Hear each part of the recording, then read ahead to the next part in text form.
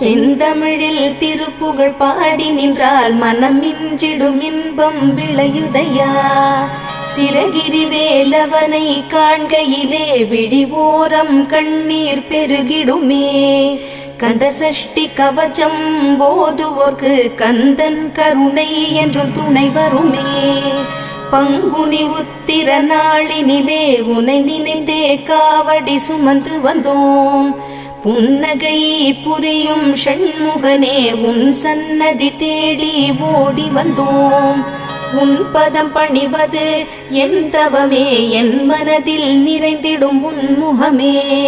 ஷண்முக பிரிய குஹ குரு சரவணனே வந்தே இன்னருளை தர வேண்டும். தென்பழனி மலையில் ஆண்டி முகம், சென்னி மலையில் முருகனின் கருணை முகம். மன ஆறுதல் தந்திடும் ஆறு முகம் தருவாய்.